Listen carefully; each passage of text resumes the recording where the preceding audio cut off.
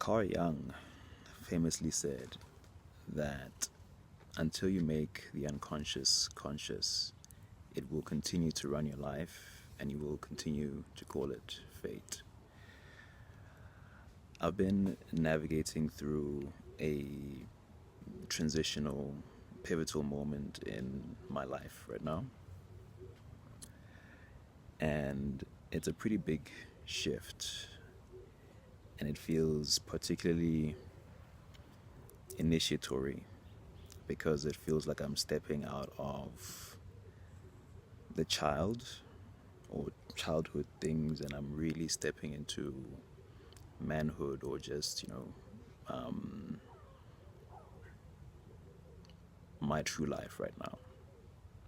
But with that has come a lot of reflections and a lot of truths that I've had to confront. And that brings me to the topic of today's video, which is living versus surviving. You see, I've realized that I have been living in survival for most, if not all, of my life. And for that reason, my life was never truly my own. And I'll get into more of that in a bit. What I want to start with, just for clarity and all that, is the difference between living and surviving. So I wrote here in my little journal that to live is to live in alignment with your values, your highest excitement, honoring your needs and your natural abilities. It is just to live in a flow that feels true to you. And in contrast to that, surviving is doing things out of obligation, guilt, a sense of having no choice. It is very self-sacrificial, and in a lot of ways it entails us selling out our truth, our joy, and our integrity for safety, validation, and comfort. So essentially, to survive is to live for that external validation. You're not doing things from an inner knowing and an inner conviction and an inner power, but rather to gain some mercy, right, from something external to you in order for your safety to be assured, or to get validation or comfort. Whereas to live is to live out of an inner volition. It is to live from the inside out. It is to live from an awakened place of your inner power, not asking for permission, not asking for validation, not asking for safety from the outside world. So surviving is living for external validation, whereas living is living out of an inner volition. And with this reflection that I've been having, I was just wondering where it all started. And for me, I realized that, and I think for a lot of us, it starts young, right? Before we really even know what's going on. And also when we're young, we are dependent on the outside world. Like, we don't really have many options. You're with the family and the environment that you have, and you need to make that work. You need to survive in many ways, and you need to be obedient, you need to be good, and all of these things, right? You need to please. And that is kind of the burden, or just the job of the child, because in truth, in many ways, depending on how lucky or unlucky you were, in many ways, we had to earn a living far long before we were adults. We've been earning a living in a way, even as children, just in a different way, right? And what I'm trying to thread together is the fact that this survival just becomes a habit that we are inculcated into, and we just learn in our muscle memory, in our nervous system, in our brains that this is just the way to be, and so it never gets questioned, and life continues to give us experiences that reflect that and affirm that life is something to be survived and not really lived. So, like I said, it usually starts young, in your family systems, in schools. And the metaphor I wanted to give with this was the elephant that is tied to the pole as a young calf. He's tied to a little pole in the ground and then left there.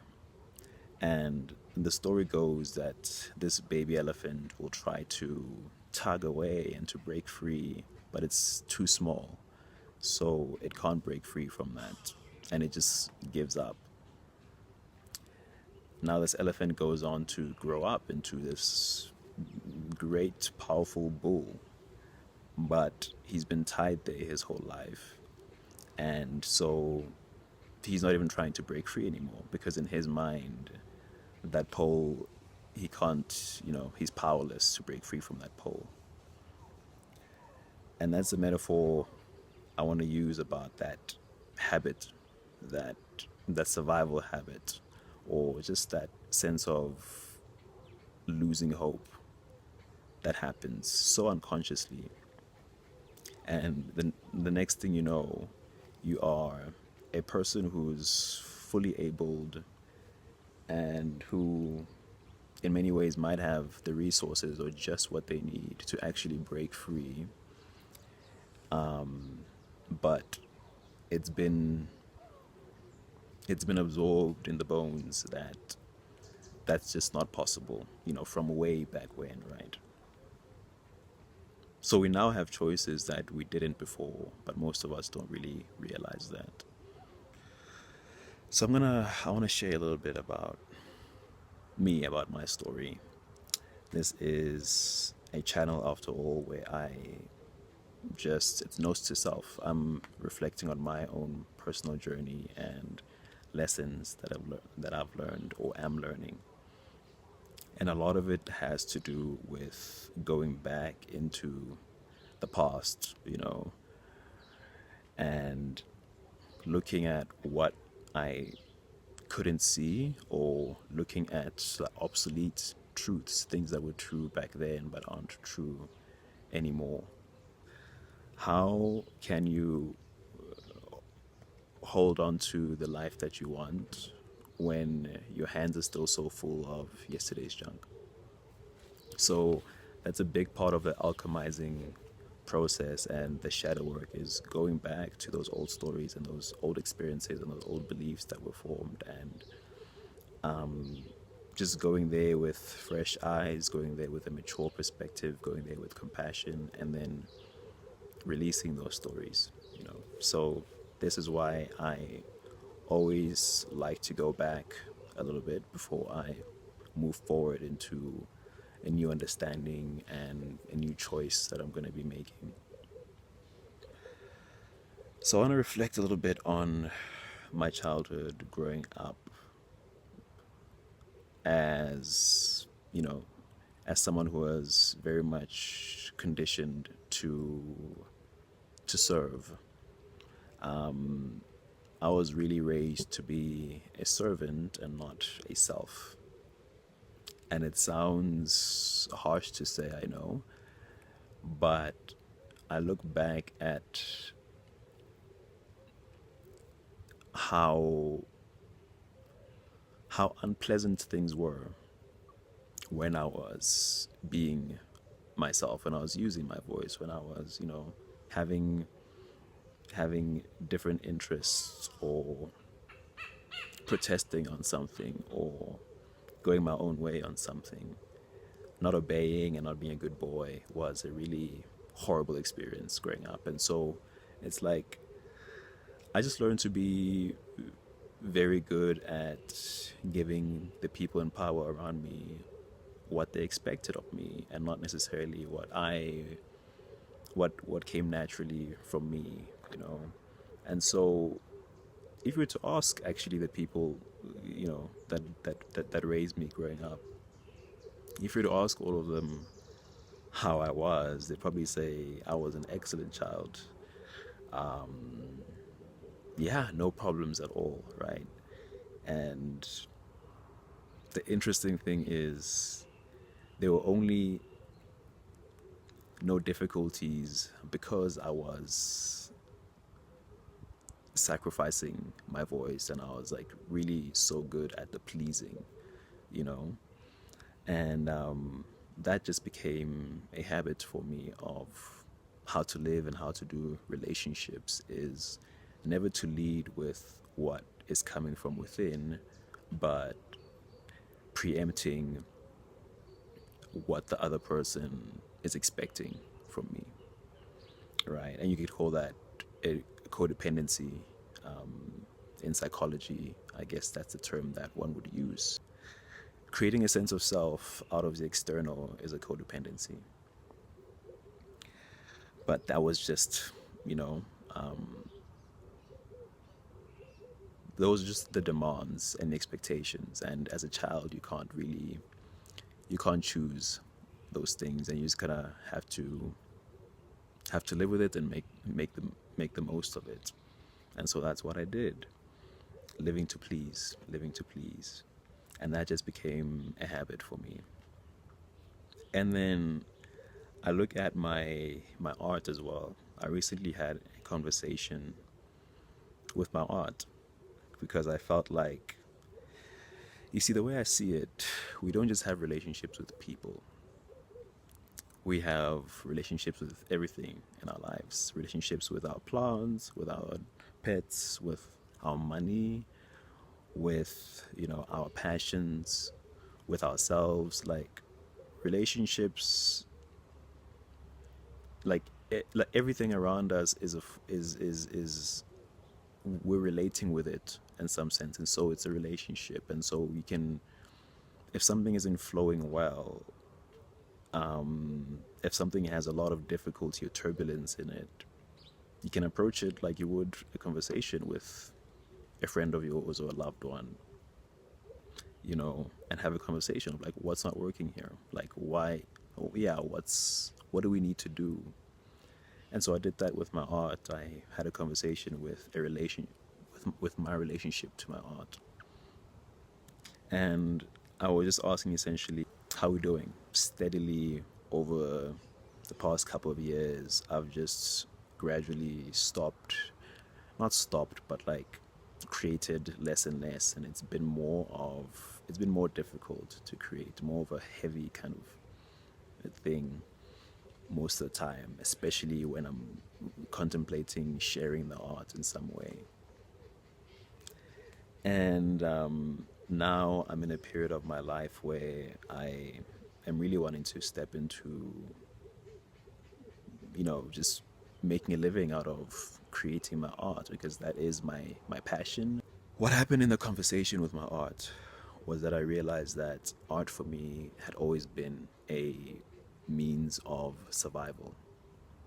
I used my art to escape. I used my art to pull me through a lot of difficult, lonely times. The stories that I wrote and the characters that I created and the challenges that they were navigating, all kind of helping me to make sense of and to reconcile everything that was happening. And so, it was an escape, but it was also very meditative. And also it was very private. I never really shared those stories with anyone because it always felt very personal, and I never thought that anyone would really understand. But also that's probably because had also been conditioned to not speak out about those painful things going on at home, you know.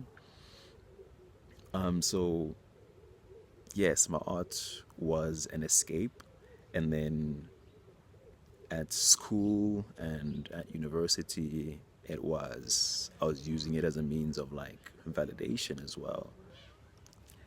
A big focus on excellence and not so much on nurturing the artistic spirit. And it was about, a focus on getting the highest marks and getting, the highest achievements, getting it, like following the criteria.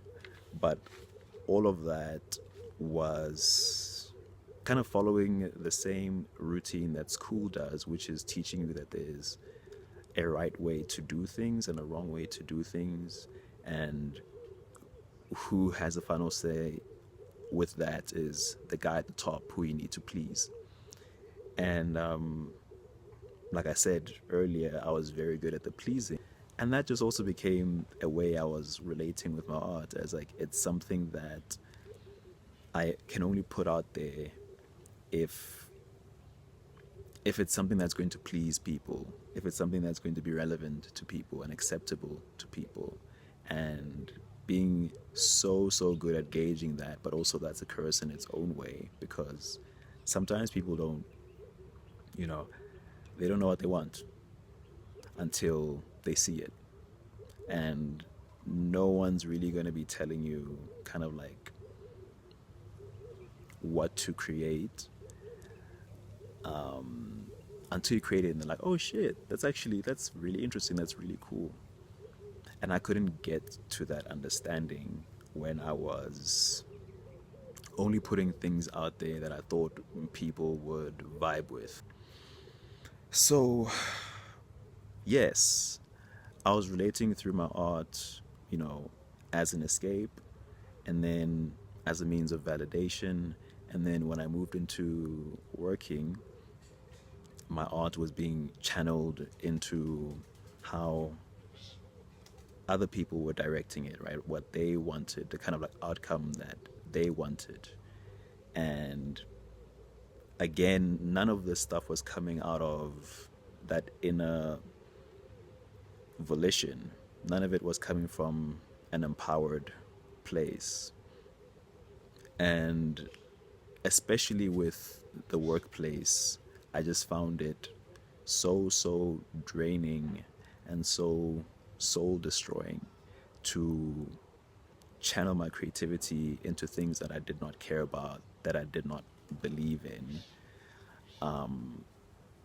just so I can make a check to survive. And it usually left me with so little hope and so little energy to pursue my own creative things, because I was just like so despondent and bored with with the stuff I was having to spend most of my day on, and yeah, I never was able to get into the creative industry in that regard, like to fully settle into it. And again, I'm not saying that it is everywhere in the creative industry. I can also acknowledge that there's a thing about like comic comic cycles, right? Or those repeating experiences that you kind of create through your own beliefs and expectations of the world. So I can acknowledge that I was getting a very consistent kind of experience where art was just what where I was disempowered, I guess, in the creative field, because my relationship with my art was also just not at a healthy place, right? So I was choosing places that just affirmed and reflected that.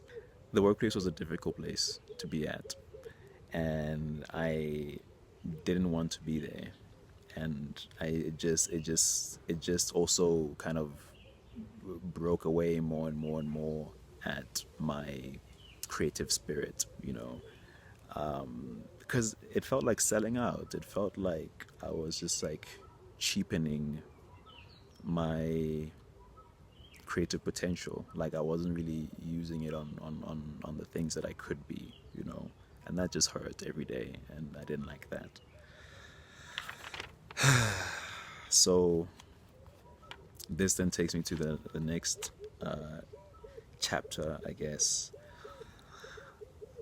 through these reflections about all these ways that I was surviving and not really living, and now having to move into a place where I want to live, dude. I want to enjoy my life. I want to live a life that I'm proud to talk about, and that I'm excited about, and that resonates with me and supports me. And to do that, though, there had to be that shadow work, there had to be that underground work. But now, moving forward, is like, what does it demand out of me? What is, what do I need to be doing differently?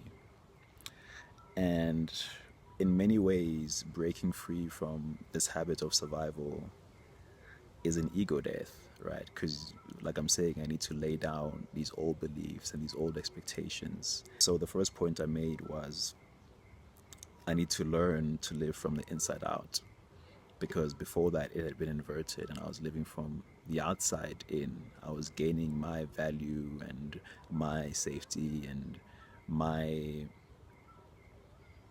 hello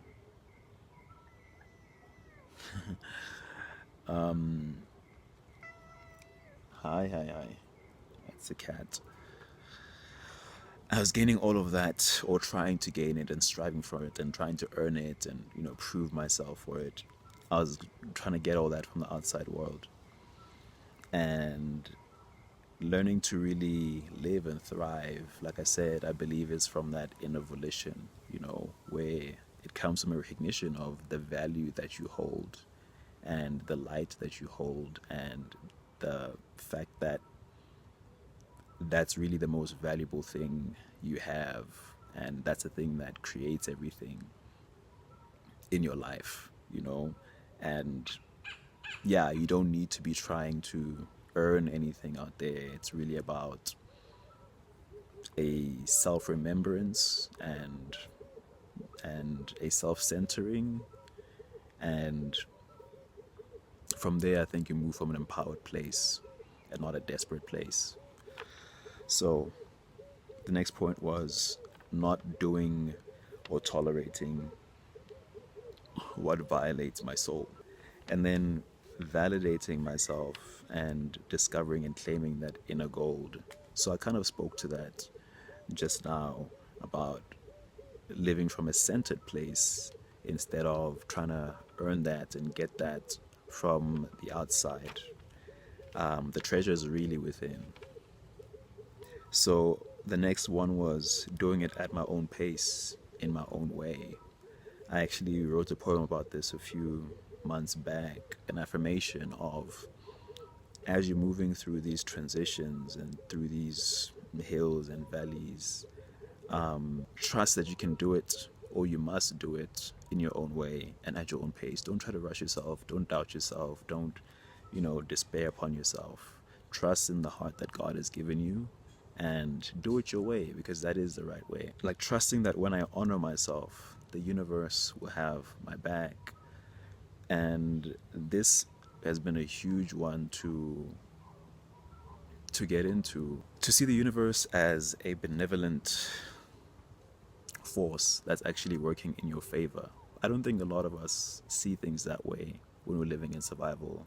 When you're living in survival, it is you against the world, and you've got to climb up, that hilltop, and you got to fight, and you got to kill whatever is in your way, kind of thing. And what I've been realizing, and what I heard someone say actually, was that the universe is on your side. It's a benevolent force, and it's conspiring for your highest good. It's conspiring to free you. It's conspiring for your highest joy. And you see this in how quickly things come to you when you're acting in your best nature, and in contrast, when you're acting against yourself, or you're just, you're not seeing things clearly, or you're sabotaging things, the universe is usually very slow to grant us the consequence of those things, right? Things might not work out. You might not be getting the doors open that you want to be, like you're knocking at, because they're not for you, kind of thing. But the minute you're moving in alignment with what is for you, doors open just like that, and synchronicities happen because it's all conspiring in your favor. And the more you honor yourself, the more you tap into that that space and that flow where you're working with the universe is working with you. Because it's like Lil Sim said, God made the truth of all that I desire. That's a good line. That's a good line. All that your heart desires is kind of like a compass into your truth, you know. Okay. And then the next point was humbling up and growing up, learning to share without expectation, right? Because a big thing about the validation that I was trying to get was also very conditional. It's like, I'll give this piece of my art or my creativity or my my voice or whatever in response or in return for your acceptance, your validation, your affirmation. And yeah, that's also a form of survival, you know. And just humbling up to that. Learning to live from an empowered place means that you give what you have when you want to, and not out of an expectation. And then leading by my values and not my desperation. I think this is a hard one, right? Because for me, a lot of the choices I was making for out of, like the workplace kind of situation, and how I would share my art and how I would interact with the world, it was from a place of that desperation, and not out of like authenticity per se. Authenticity being my values and how I would want to respond in that situation. Being nice, being people pleasing, and never really kind of like saying anything that I think would offend, that kind of thing. That also goes against your values sometimes. So learning to stand by my values, like even if it means being firm, and even if it means not being liked, even if it means,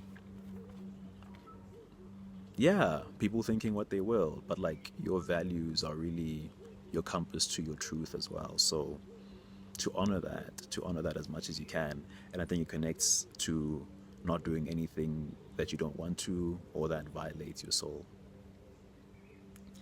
And then, oh, here's that last point that I was looking for earlier. Doing the shadow work so that you bring the wounds, the vows, and the obsolete truths that sabotage you in the present day, bringing those things up to the surface into awareness, because it is those wounds, and it is those vows, and it is those old truths that keep us tied to old beliefs and expectations and perceptions about ourselves, like that bull elephant that is tied to a small pole that is nothing, but it represents so much more in its mind, just because there hasn't been that reflection and that unburdening and that letting go.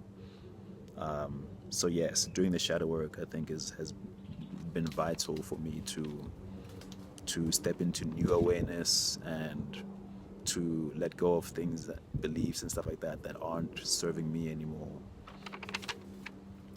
In closing, I want to confront something, and it is the widespread belief, or myth, that one just needs to earn a living and that is the way to do life. Like, I've really been fighting against that lately.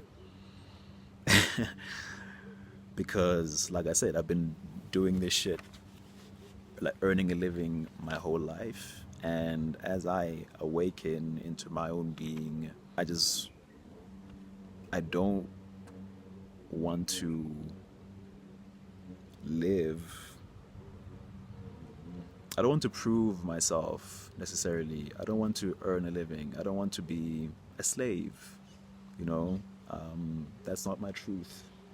That's not my truth. And the next point was, you're not a slave. You're free to live the life that you want when you demand it. And I've been demanding it, and I've been just living it audaciously, you know.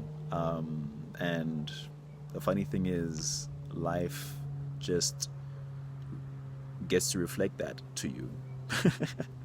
When you choose it and when you demand it, life has no choice but to just like reflect that, you know. Because the truth is that you are free, and the truth is that you have a choice, and you can choose different, you know.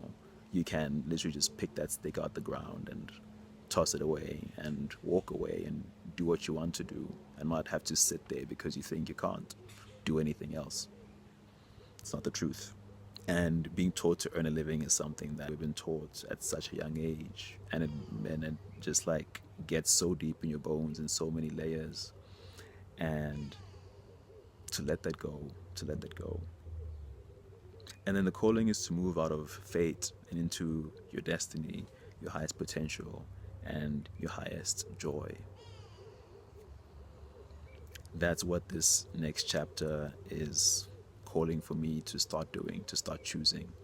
And now it's in looking toward, looking for, and choosing the things that align with my destiny, my highest potential, and my highest joy. Because I believe that that's where living starts, you know, where you're living your own life and not living someone else's life or someone else's expectation of your life.